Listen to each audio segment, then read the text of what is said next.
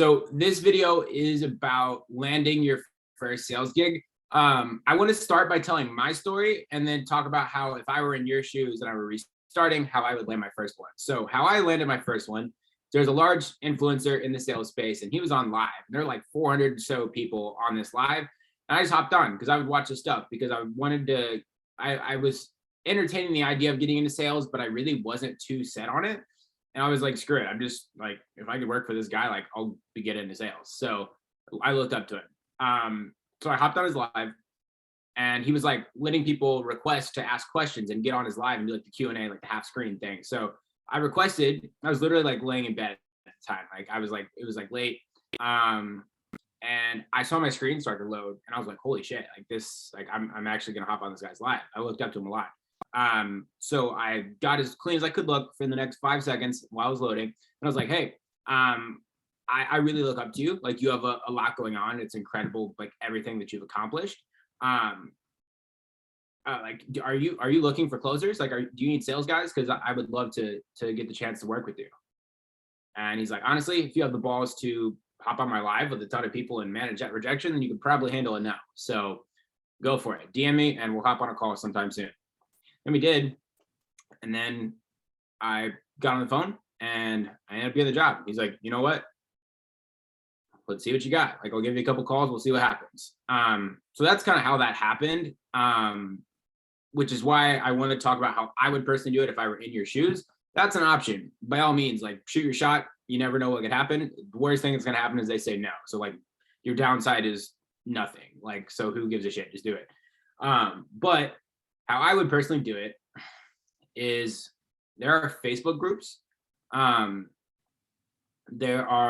Facebook groups literally for sales jobs. And what I will tell you is that these are a lot of low quality opportunities. About 8 times out of 10, I've tried to do it myself because I don't want to tell you guys anything that I haven't done before. And what I've found is that in these Facebook groups, very, very low quality opportunities. There's some gold, but you have to dig through some mud to find the gold. With that being said, I think anywhere you do that's more private than public, you're going to find better opportunities. Like if you know a guy that knows a guy that needs a sales guy and then you happen to find it, that's probably going to be a higher quality opportunity than someone just randomly blasting out to a group of thousands of people that they have no idea who they are if they want a sales job. You see what I mean? Like it just makes sense. But with that being said, it's a start and literally just say yes to anything and everything you can get, because after you say yes to one opportunity, then you can leverage that experience to get a better opportunity. So even if it sucks and you do not want to do it, just freaking do it. And then interview more and more and more. Like don't even stop interviewing. And then once you've said, hey, you know, I have this experience, I've set X amount of appointments, you know, whatever, then, you know, you have the experience to get a closing job or get just a higher quality setting job or whatever. And by the way, for those of you who don't know, setting is like being a setter, is basically you either cold call, like either they know you or they don't know you. More times than not, they don't know you. And you're calling them saying, hey, this is kind of what we do. Do you have like 30 minutes free to where we could, you know, hop on the phone at a better time? And you're setting an appointment. That's what you're doing. So you're setting an appointment either for the closer, which is usually another person, or it's for yourself. So that's a great kind of like intro role to getting into sales and getting some experience, getting your foot in the door before you actually close deals. But with that being said, like I could tell you what channel to like go through to find these people, but honestly, if you're not reaching out right, it doesn't fucking matter. So like Facebook groups are an option with closing jobs. My personal opinion, what I found to be better than that is there are groups of consultants, and usually, traditionally, A-level consultants consult B-level consultants, and B-level consultants consult C-level consultants, and C consult D, consult F. You get the picture. So if you get in these like A-level, B-level consulting groups on Facebook, there's usually a ton of consultants that are overworked and they're taking sales calls nonstop and they're trying to work with their clients. And if they had a sales guy, it would save them a lot of time and energy. So that's a phenomenal place to look. But with that being said, and also influencers, like DM the guy on Instagram doing numbers, like an influencer, even if they have like 5,000, 6,000 followers, You have no idea how many calls they're booking. But regardless, what I would personally do when you are reaching out, send them a voice message and be very bold, because like you have to go into the like the head of the person that's getting this message. And like if they're hiring a sales guy, why would they do that? They're doing it because it's going to save them time and potentially make them more money. So like they don't want to spend all of their day on sales calls because they can't be a business owner. They're like working in the business and they're basically just like a glorified sales guy freelancer. But if they hire a sales guy, now they have this extra 4 or 5 hours a day to work on stuff outside of just new business, and they can manage current business, manage employees. Like there's so much advantage to this. But the risk that they have is they don't want to give every single call to this new guy who might not have very much experience. And if you are asked, look at this video, you probably don't have very much experience. So you have to mitigate a bit of downside risk. So literally send this dude a voice message and be like, well, let's say his name's Garrett, for example. Like, hey, Garrett, I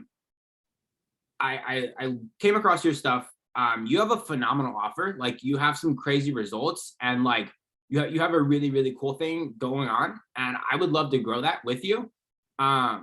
So I'm curious if you are looking for closers or looking for sales guys, because literally like give me 5 calls. If I don't close one deal out of these 5 calls, then fire me and never talk to me again.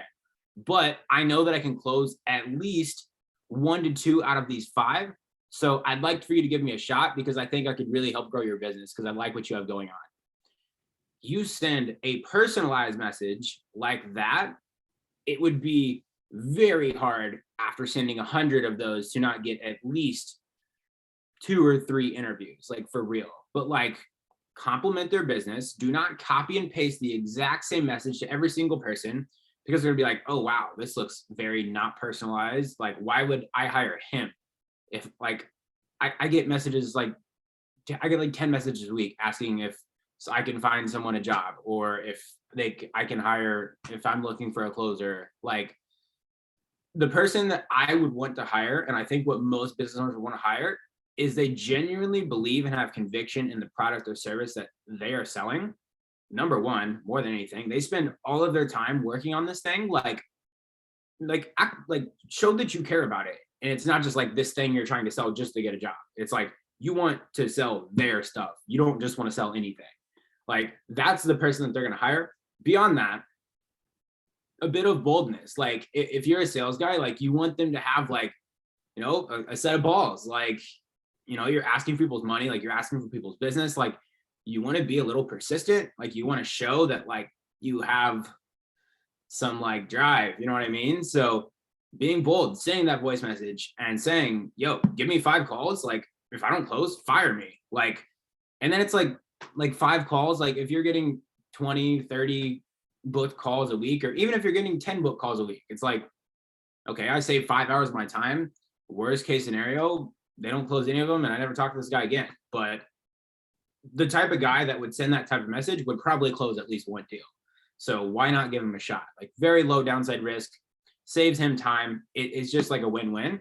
And if you send that voice message multiple times, it would be very, very, very hard not to at least get a couple interviews. Then once you get in their interview, let's talk about that.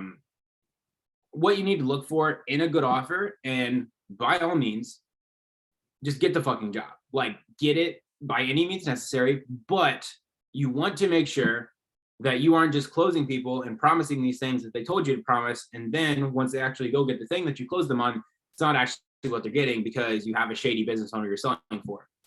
Because I've been there.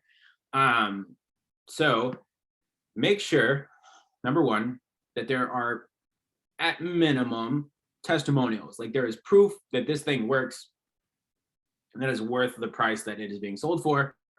Or else it's going to be very hard to sell, because you need to have conviction in what it is you're selling and believe that it is worth the price it is, or honestly, it should be worth way more. That's what's going to be easier to sell for you, is if you actually believe in it. I have a very hard time selling things I don't believe in. And I actually just won't sell things I don't believe in. So that's that. So yeah, make sure they actually have testimonials, like the thing works. That's number one. Number two would be call flow.